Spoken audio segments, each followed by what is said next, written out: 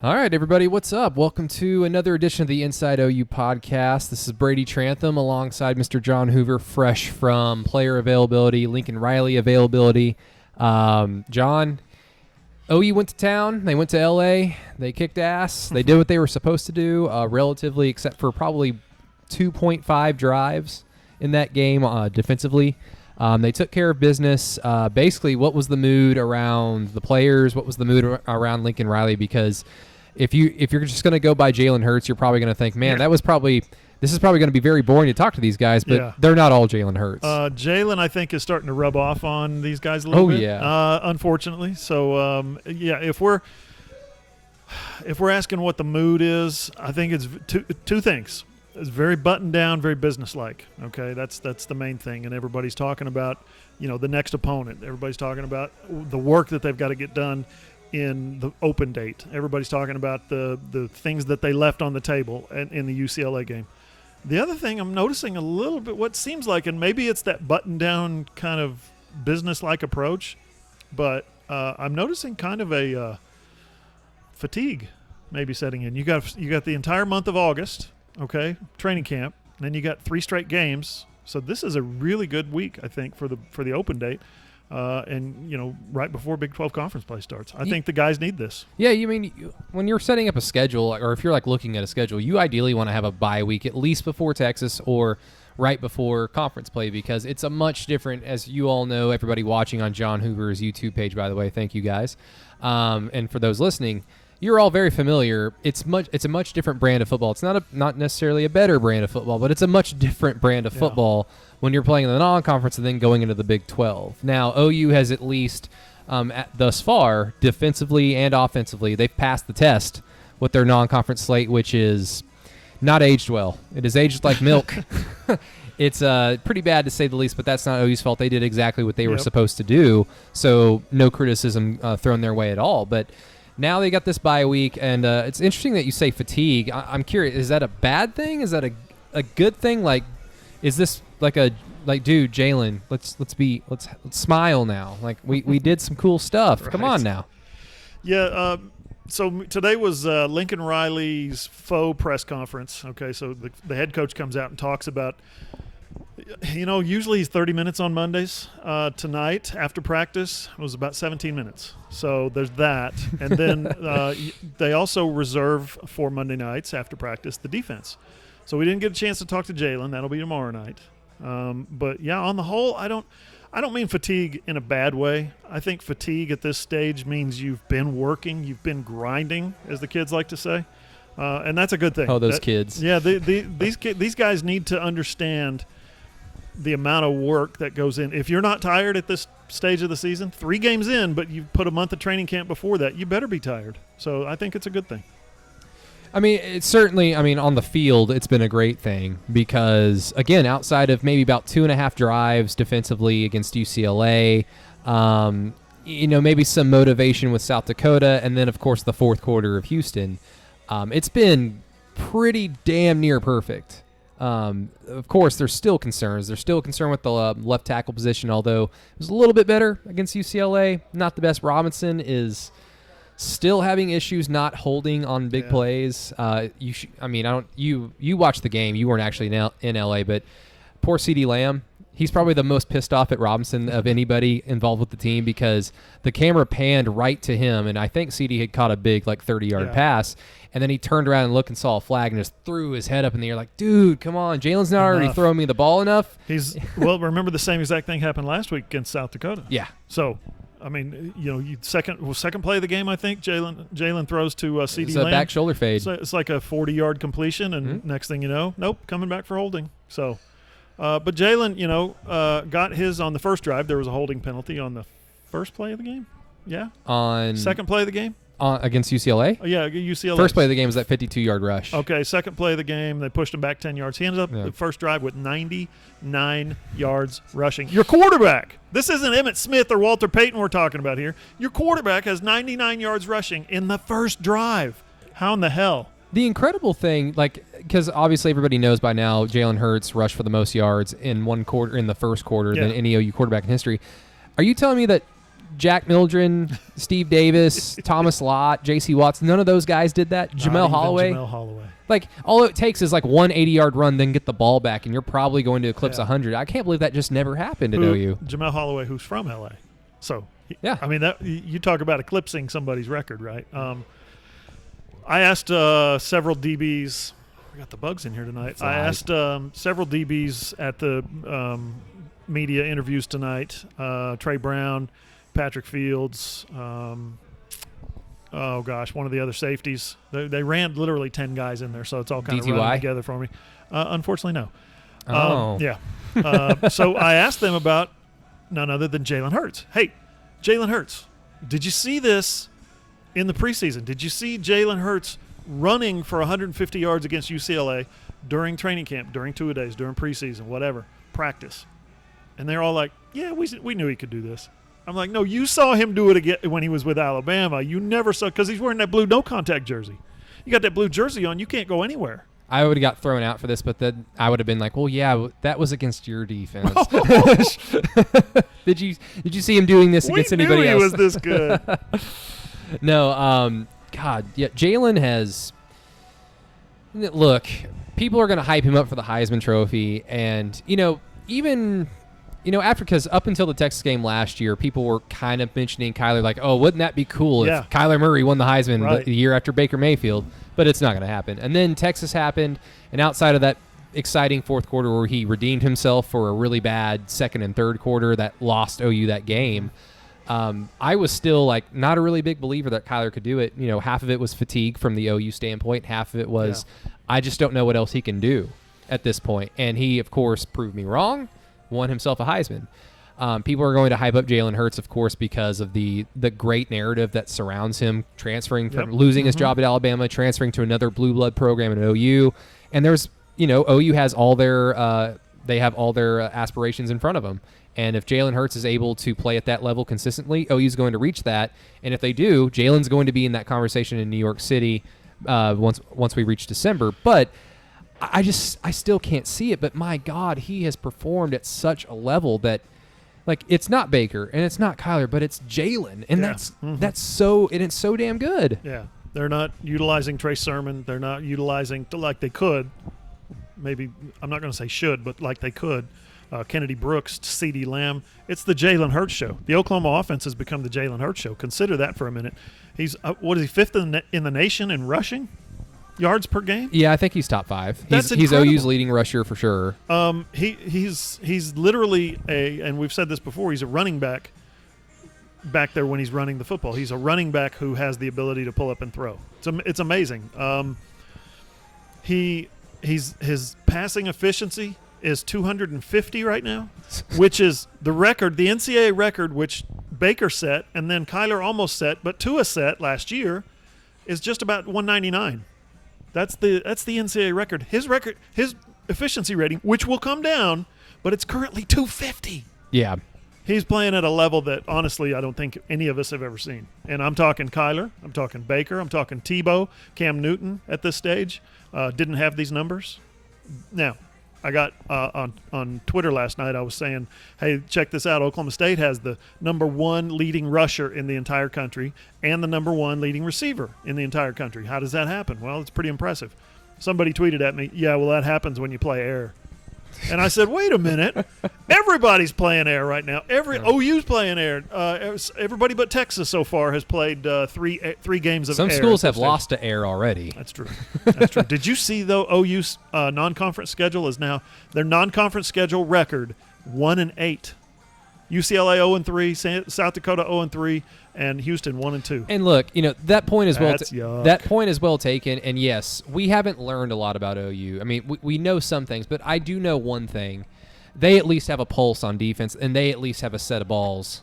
And I don't know what that's going to equate to, because OU played bad, if not worse, teams than what they've seen thus far last year. And those teams with backup quarterbacks racked up all the yards. No, that's right. Scored all the points. Kansas. So Puka. They at least seem like that they are following some type of attitude, and they're adhering to it. Whether it's them putting their fist up in the air when they get a stop or a turnover, they are manifesting Alex Grinch's philosophy. Agreed. And so maybe that's all that was needed. Maybe just a different voice, but A couple of quick quotes from tonight. One from Lincoln Reilly.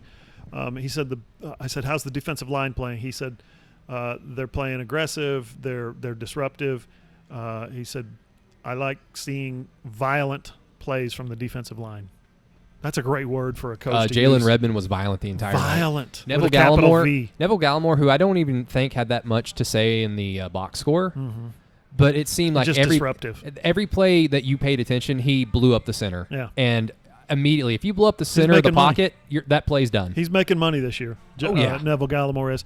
And so Alex Grinch, when I asked him about the defensive line, he said Alex Grinch is a TFL freak. Tackle for loss freak is the way he phrased it, meaning he wants those guys playing every down in the backfield. Okay, he wants them in the backfield, disrupting things, knocking guys down, chasing the quarterback. And you saw it the other night. DTR would turn around for a handoff, and there would be a Sooner standing there going, "Which one should I tackle? Should I tackle the running back before he gets the handoff, or should I tackle the quarterback before he hands it off?" That's maybe we should just get into that now. One of my few gripes from that game. It seemed like every read, which was pretty much like 99% of UCLA's plays were just reads out of the shotgun. Seemed like OU had no idea where the ball was. Now, they were in position to do something about it. Yeah. I don't know how many times Ronnie Perkins was there to blow somebody up, but he waited. And then, of course, Dorian made the read, and the ball went away from him. That's why defensive linemen average 1 to less than 1 to 1.1 defensive tackles for loss per game. You know what I mean? The good ones get about 1 or 2 per game. I don't want to just say they're trash because, Right. of course, Ronnie Perkins, Jalen Redmond, those guys are fantastic thus far. They're having a good year. But that was a little eye-opening. There were so many more potential plays, tackles for loss in that game that were left on the table because they just simply didn't know where the ball was. And you're not going to see that much read option in the Big 12, but you're going to see a lot of RPOs. You're right. So that can be a little concerning because, who knows? Don't want to get too ahead of ourselves. We've got the bye week. They've got Texas Tech, who knows if Bowman's able to go. If it's whoever Tech's backup is, Doofy?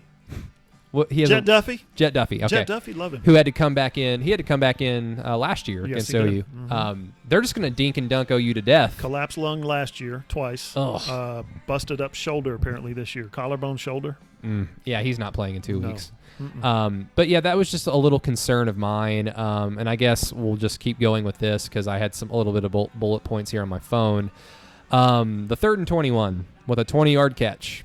It reminded me of the Texas game last year when it was 3rd and whatever, and they threw a 6-yard quit route, let's just get some field position, and it turned in. Nobody wanted to tackle. Nobody wanted to tackle.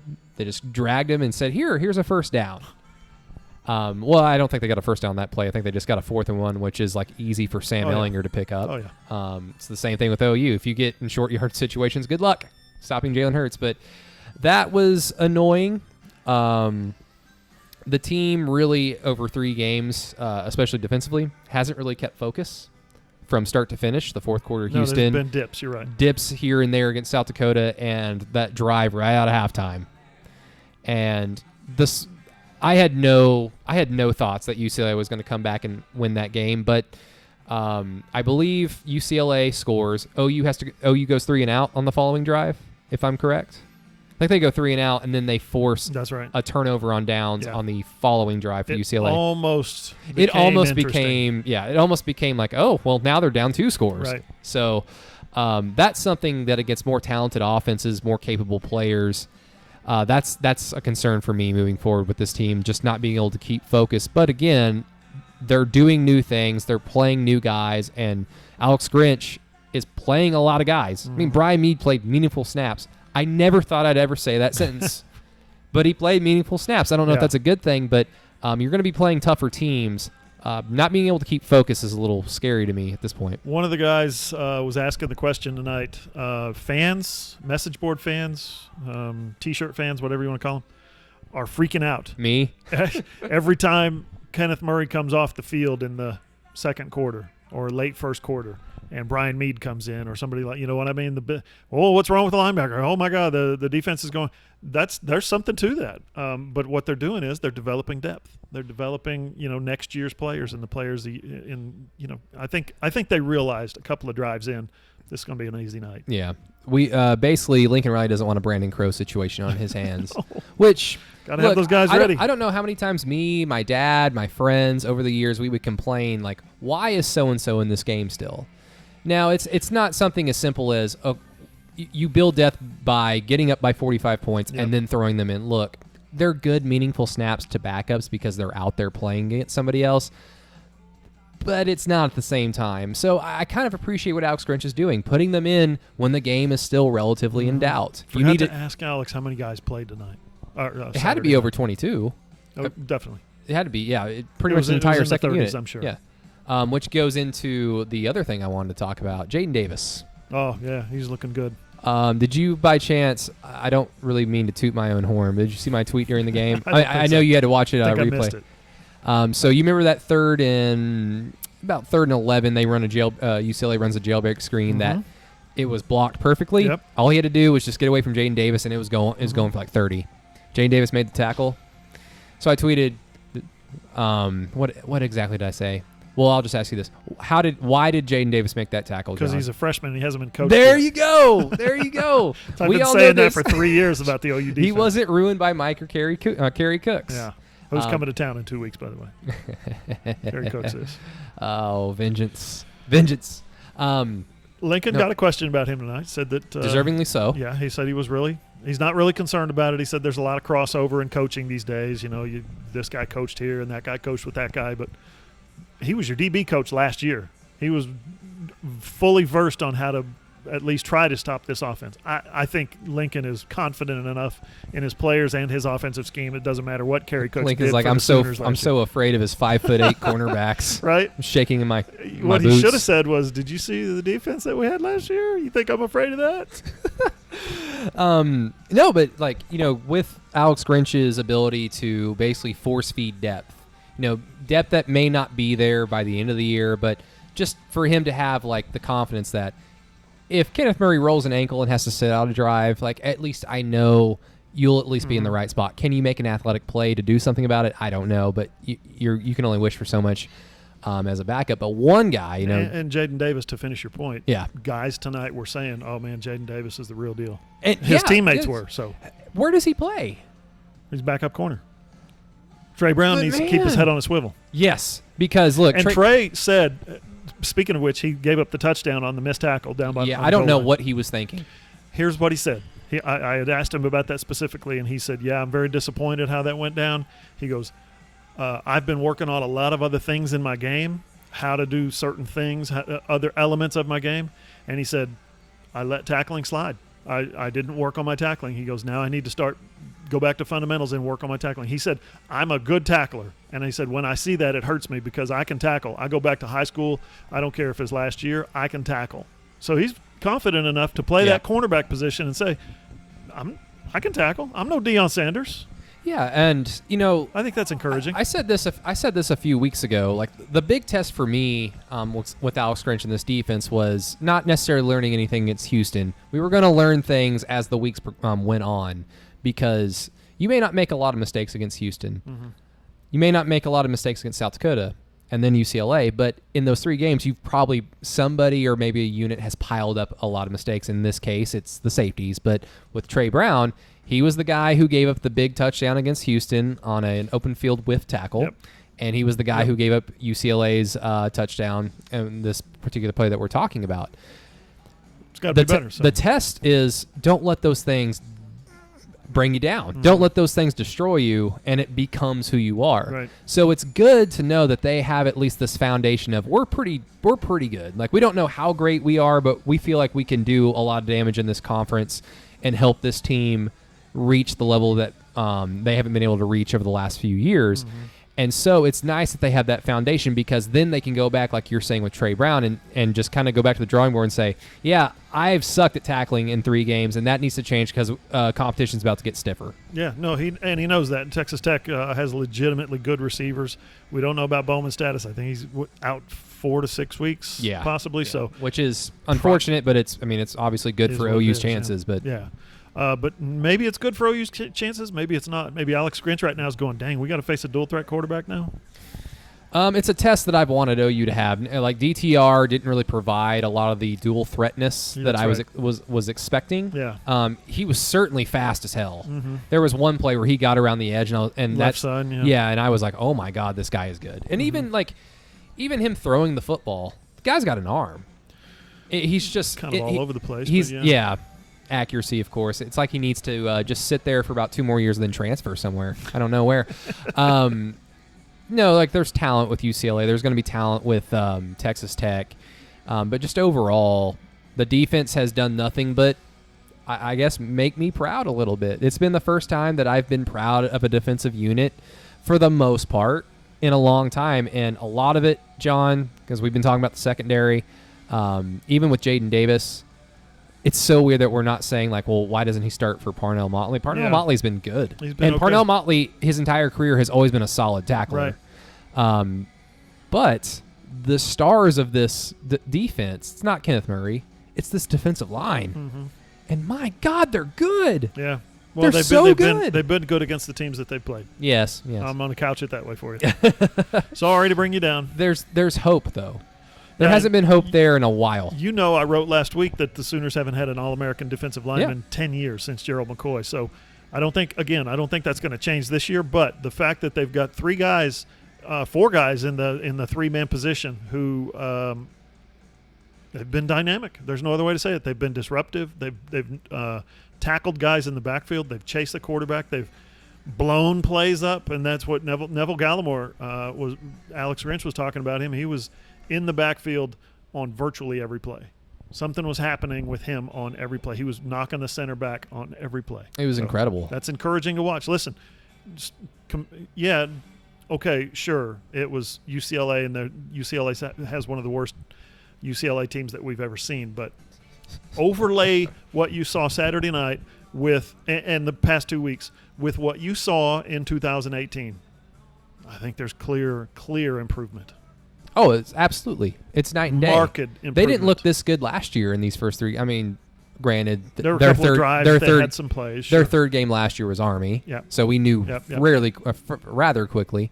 But they're not going to play Army. They're not going to play a triple option team this year. They're not going to play a team like that. So the guys that they have playing against the certain style of teams that they're going to see, a lot of drop back passing. Good. We've got Jalen Redmond. Yeah. Good. We got Ronnie Perkins. Those are 2 guys that you want chasing quarterbacks. And thus far, they have given me every ink of confidence that they're going to get into the backfield a handful of times during a game and disrupt some plays. And that's all it takes.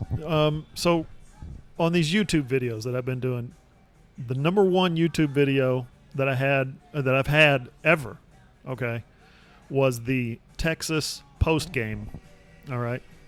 The Red River rivalry down in Dallas, not Arlington, not the championship, but the loss. The Texas loss post game. That was number 1. Mm-hmm. Had some Mike Stoops in there. Oh. The number 2 was the Army post game, where they could have lost, should have lost, possibly might have lost if not for a poorly timed pass call by the Army coach. Which good thing Mike prepared for the pass that game. Thank God. People, I don't know what it is when you post something about, one of Mike Stoops' defenses or the other teams running it down their throat, or here comes Texas. People will log on and click on it, and they have an appetite for, and it's just an anger that builds up in Sooner fans that they've got to vent, and they vent it by watching these videos. So, I'm anticipating that there could be some venting coming in a couple of weeks when Alex Grinch's defense is really finally put to a test. Yeah.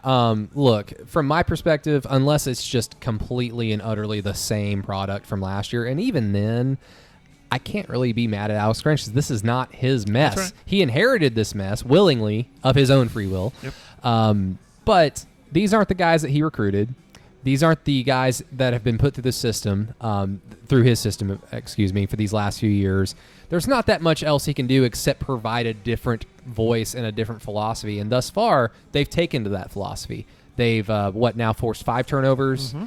in the They're almost caught up. first 3 games. Yeah, almost caught up with the 2 a game. 2 per game. Well, I mean, if you want to consider the turnovers on downs that they Fourth forced. down stop. Yeah. We got another turnover. Which, again, that was incredibly important because it was following their 3 and outs, which was about to make the game interesting. I think UCLA had a 3rd down, and they ran it up the middle for a big 40-yard gash. I believe Buki missed the tackle right in the zone. And you just look like, oh, here it goes. Here comes all the BS scoring to make this game look like it was much closer than it was. Yeah. And then the defense clamped up They and did. forced a turnover on downs, which, hey, again, Kansas racked up yards. Iowa State racked up yards. Very good to see. Very encouraging to see. God love the OU defense, right? That's what Sooner fans want to hear. But did Chip Kelly make it easy on him or what? Yes. What the hell were they doing? Lord. I thought Chip Kelly was Hey, I got supposed to an be idea. good. Let's run speed option into the boundary. No. Again and again and again It was like with our quarterback. it was like playing your little, like, I don't have any siblings, but it's like playing a little brother or a cousin or whatever that doesn't really know what they're doing, like on NCAA or on Madden, and they just basically one play works and they just keep running it. And it's like they don't understand that you know what's coming now, so you just continue to stop it. It's like, well, they're just going to learn a lesson, right? No, Chip funny. Kelly, I don't know if he believes that he just doesn't have the guys to run his system, but DTR is he was a highly recruited guy, and yes, he's a little iffy with his ball placement and his accuracy, but the guy is incredibly talented. They've got he needs to be talent. coached. Yeah. Their offensive line, basically I had the same idea that I had going into that game. They're not terrible, and they're not great. They're good enough to get you by. And it was just disappointing that OU didn't really get tested much more from an offensive play calling standpoint that they would have to defend. Yeah. Did we cover the offense already? Not yet. We talked about Jalen. Not yet, talked a because little bit about there are some CD. points. I wanted to go over, whatever point you wanted to finish. I wanted to go over basically the 3 things that you were looking for UCLA, the 3 things that scared you. Oh, okay. Yeah. Let's and see then, how they did. And then gloat about my score prediction. Let's do it. Okay. All right. So I'll just get the score prediction out of the way. So you said 38-24. Yep. You gave UCLA a lot of credit. Way too much credit. And you didn't credit Jalen Hertz and his Heisman train enough. That's true. I said 48-21. So I gave UCLA a little bit too much credit, but I was right on OU's score, and I Nailed was it. 7 points off. So, yeah, kudos to me. So follow me on Twitter and tell me how cool I am. Right. Now, the 3 things that you were wanting to see, cause turnovers. They certainly did that. Trey Brown, Check.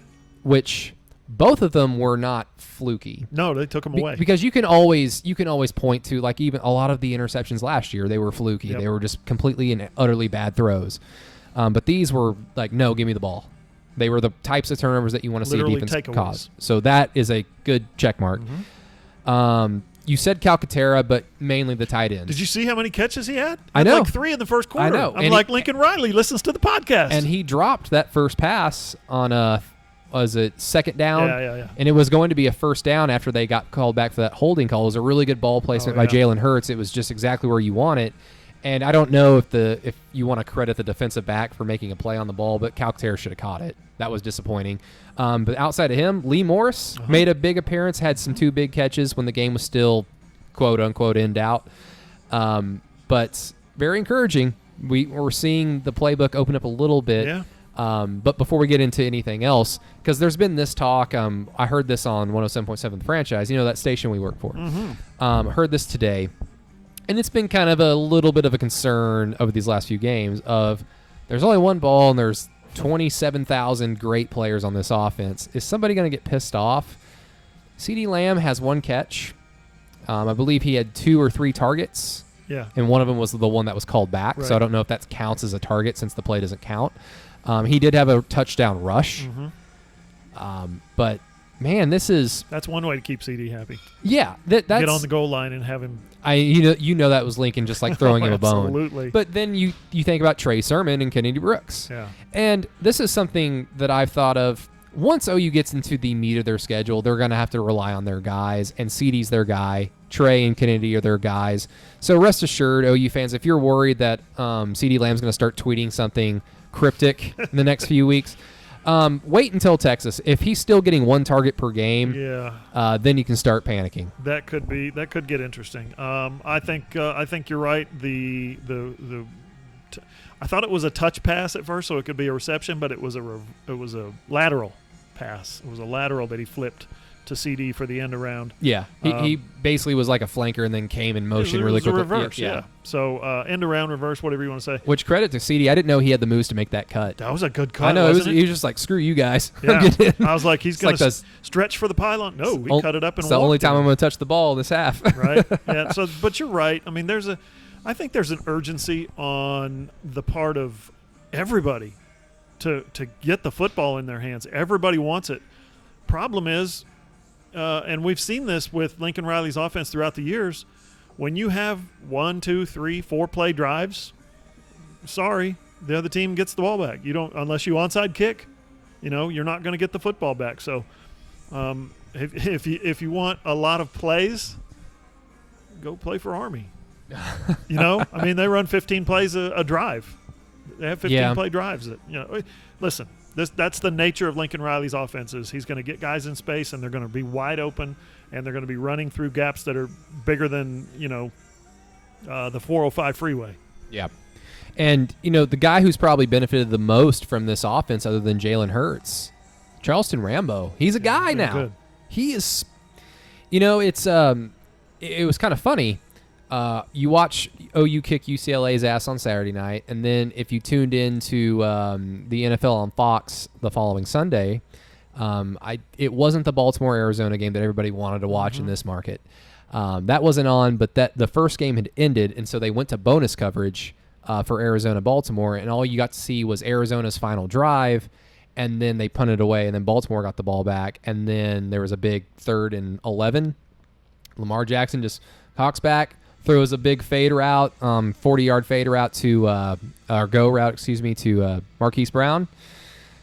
Reception, ball game ends, and John, it's like, was that the same guy I just saw, the previous game in LA against the Bruins with OU? Because Charleston Rambo, he's probably not as lightning fast as Marquise, but he's essentially the same player. He covers a lot of ground. And he's performing at the highest of level, and that's exactly what Lincoln Riley offense needs, is a guy that can take the top off, and Charleston's been doing that. He's taller. He's longer. He's got more length to him. And he's not as fast. He doesn't cover as much ground. But when he gets his turnover going and he's got a straight line, and he told me this last week, I was asking him in the interviews, he said, no one's going to catch me. No one's going to catch me. When I get out there and get to running, no one's going to catch me. So that poor linebacker that on that play, with that kind of broken play where he just cut up field when Jalen had to break right in the pocket. That poor linebacker was like, "Oh my God, this dude is incredible." You're talking about UCLA players that play in the Pac-12 that grew up in California, and Charleston Rambo goes out there and makes them look slow. It's pretty impressive. 5 catches for 116 yards, 2 touchdowns for Rambo. Yeah, he has to be leading the team in receiving, right? I know CD had a big game in South Dakota, but he had a big – I think he led the team in receiving yards against Houston and UCLA. So the thing that concerns me right now with Oklahoma's offense, there's 2 things. One is the offensive line. We've talked ad nauseum about that. The other thing is Jalen is pulling off of his read progression still a little bit quick. And he's not stepping up in the pocket whatsoever. No, not really. He's buying himself a little time, like you said, on the Rambo catch.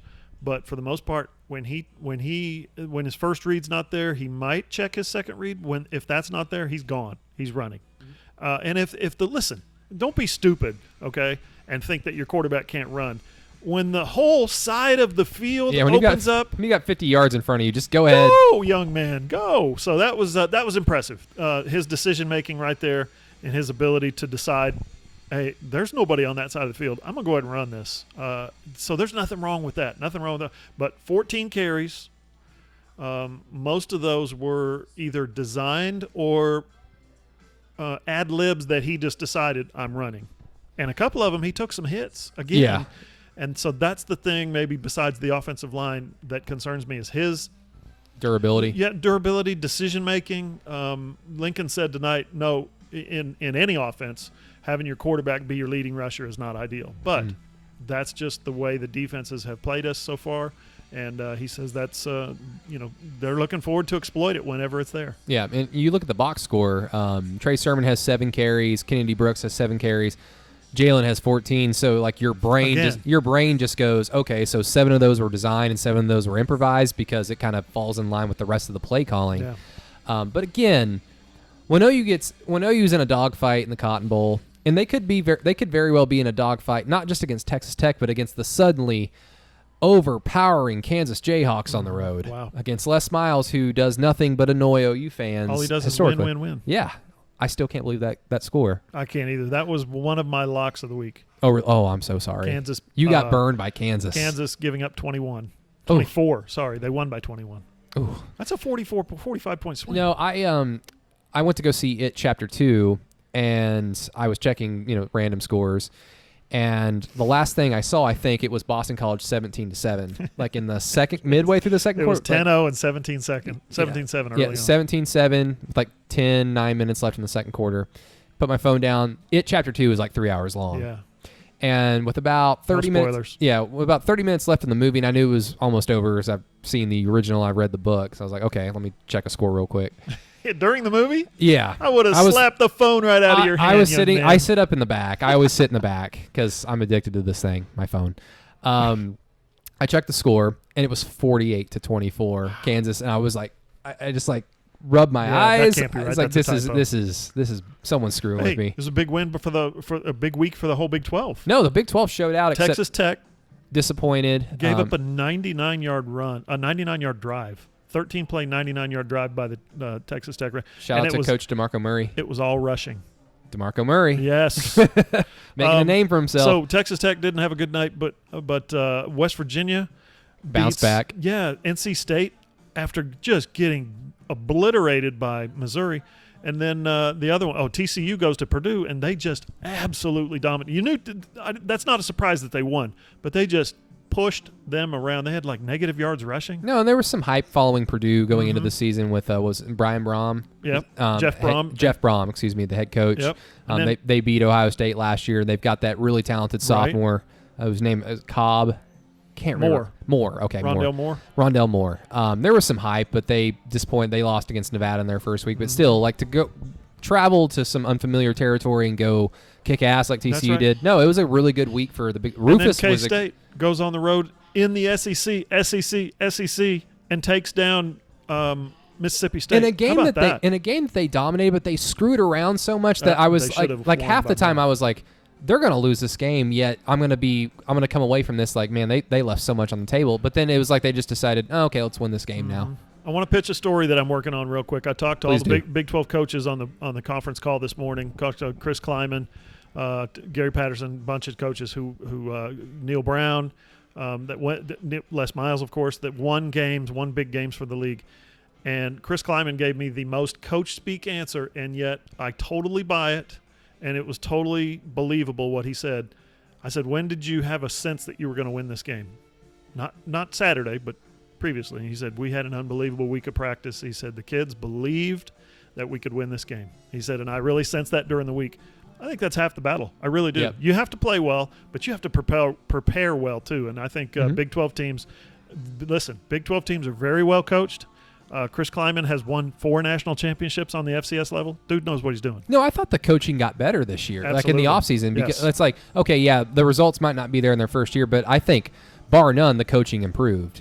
I mean, just the guys that they were able to bring in. You've got guys that run proven systems. And Kleiman, that idea of hiring him from North Dakota State to Kansas State, you're essentially going to be recruiting and coaching the same type of player. Mm-hmm. You know, guys that have chips on their shoulders that were overlooked, guys that diamonds in the rough. Mm-hmm. You're not going to get your 4 or 5 star talents to Manhattan, so you might as well do the best with what you got. Kleiman's the perfect guy for that. So I thought, no question, the coaching got better, and you've seen it in these first few weeks. I mean, the Big 12, they didn't win their big marquee game, Texas LSU, but Texas was very much in that game, and they provided themselves a very good blueprint for the rest of the year. Which Tom Herman answered my question this morning. And so, I guess it was this morning. It was 11:30. He said, wish we'd have done our part. Yep. To last week when we played LSU. Wish we'd have done our part. Well, I mean... Yeah, you tried. You tried. For him, I don't really care, but... big week for me, by the way. So I covered Oklahoma State, Tulsa on Saturday. Which was a wacky, fun game. Today was I got one more thing to talk about OU. Don't let me forget. Today I was at Stillwater doing the Mike Gundy press conference and then raced down to Norman, dropped off some mail in Edmond for my son. who doesn't know how to do mail yet. It's hard. Mail is hard. So I came to Norman, talked to Lincoln. Here we are doing this podcast. I'll be uploading videos throughout the night as I'm driving home. Now, I don't drive home while I'm editing. I pull over to the side of the road and start uploading and then take off again. I pull over like on the highway. You need like a cop car so you can just... I know, right? Or a cop in the car with me to upload my videos. There you go. But the other thing is I am going to Austin this week. That's going to be a fun game. Yes. Oklahoma State plays at Texas, and I'm going to get some time with the athletic director representing Sporting News. Ooh. So look for that. Sporting News, sportingnews.com. I'm going to ask him some hard-hitting questions. I'll say it this. I'm not bragging. Trust me, I'm not bragging on this. I'm saying it because it was somebody else's idea. I just went down there and executed it. In 2011, I went down there and I spent an hour with the athletic director. It was part of a package. I won the National Beat Writer of the Year. Oh, yeah. When I was covering OU. So I had a bunch of stuff from that trip, was able to turn it around. And the reason is they're so gracious. You'd think Texas is so cocky, but they're gracious. Why are they gracious? Because they want to talk about themselves. Hell yeah, I'll talk to Sporting News. Bring him in. It's so awesome that John Bianco and those guys on the media relations team do an unbelievable job. And then, Chris Del Conte is the athletic director. He's super busy on Friday. He's super, super busy on Saturday. He's making room for me, making time for me to come down there and visit with him. So that's going to be exciting. Some exclusive stuff. Looking forward to it. It's going to be fun. You need to check it out. This week, this weekend, and next week, Sporting News and thefranchiseok.com. And then 2 months from now, check it out because clicks are very important. Absolutely. Okay. One more thing back to OU. Let's get to the 3 fears that you talked about on on the pregame pod. Before I forget, yes, are you a Cal Sutherland fan now? Yes, because that's on my list, isn't it? Yes, yeah. I think that was your second fear. Now Lincoln didn't need him to make a clutch field goal. No, now, but when he does, he's done. He's made a field goal. Yeah, that was all part of the plan for Lincoln. Well, I kind of jokingly said this after the Houston game. And, we all kind of laughed about it because it's like you have one job, you either make them or you miss them. It doesn't matter. But when you're breaking in a new kicker, he didn't miss them like Jimmy Stevens did. No, that's right. And so, he said that today. He said there's misses and then there's bad misses. Yes. Now, and those misses against Houston, I was like, he's going to make some eventually, and then maybe it just forces, like what I said earlier, Lincoln and Reilly just decides, okay, we're just going to go for it. Screw it. They're not going to stop us, so why even bother? But the makes that he had, they weren't, I think they were just 30-yarders. Mm-hmm.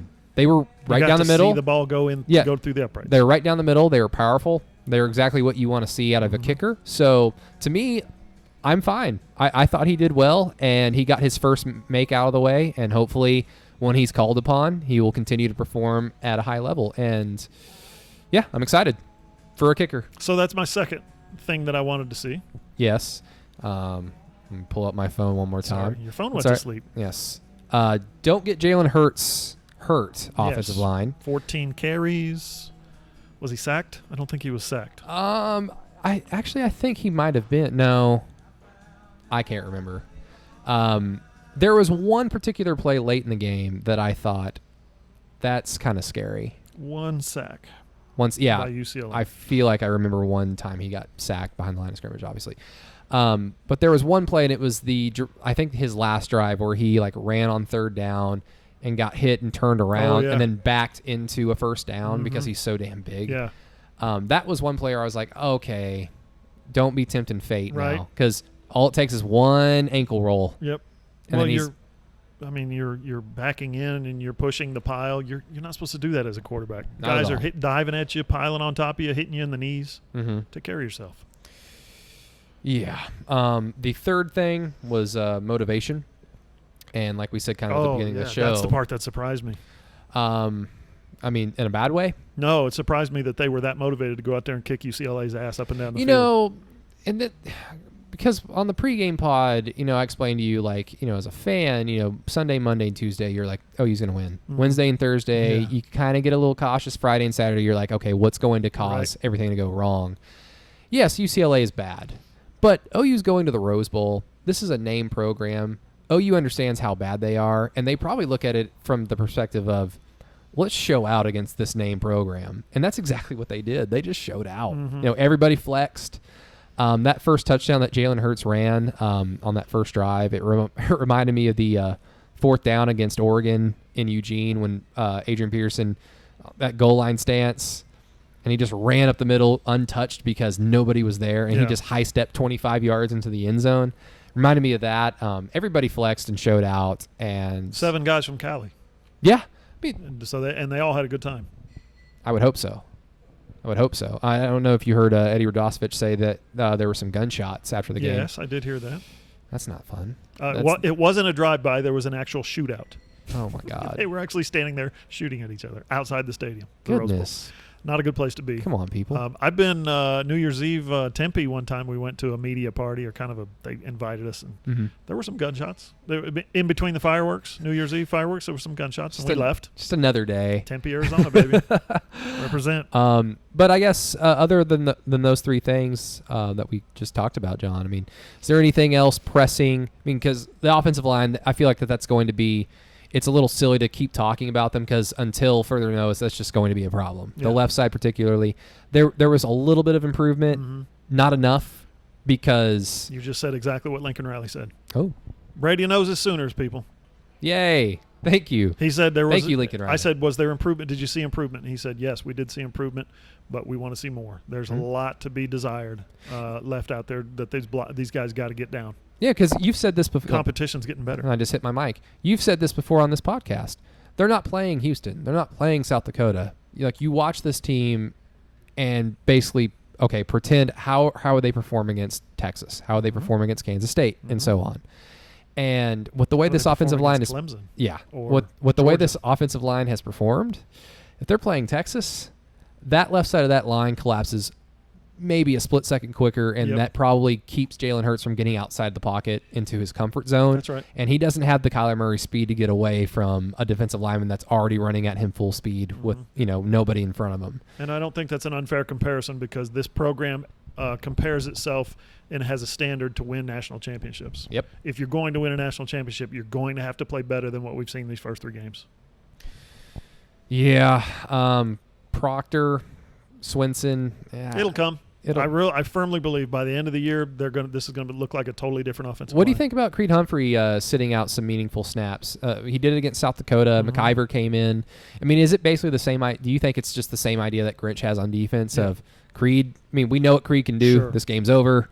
Put out someone else that's going to have to probably play maybe next year if Creed decides to go to the NFL. Yeah, yesterday, 4 minutes left in the game. Todd Gurley is in for the Los Angeles Rams across town. In the Coliseum, and I'm thinking, what is he doing in there? He doesn't need to. I know what Todd Gurley can do. Get Malcolm Brown in there and have him hold on to the football. Same thing with the OU offensive line. Same thing with the Jalen Hertz. We know what these guys can do. No reason to keep them in there that late. Here's the sad thing about McIver, though. I knew he was in the game, not because I noticed Creed substitute, not because the camera panned over the offensive line and I'm like, okay, that's McIver, that's not Creed. I noticed it because the snaps were worse. They were slower. And they went a little higher. And that little extra split second with a kind of a questionable offensive line, that'll hurt you. Need to fix that one. Get your quarterback under duress. That's right. Other than that, John, anything else? No, I don't think so. Got a big week. A lot of football. You coming back down to Norman for Jalen Hertz tomorrow? I will not. As much driving and traveling as I've been doing the last couple of days. I don't blame you one bit. That's I-44 is not fun. Turner is not a fun drive at all. No. But yeah. By the way, everybody watching on YouTube, and I didn't say this at the beginning, we are at Blue again, my favorite place in Norman. So come check them out. Really good. Really good drinks. Really good people. Good salads. Yeah. All the food's great. I think I had the quesadillas last time, right?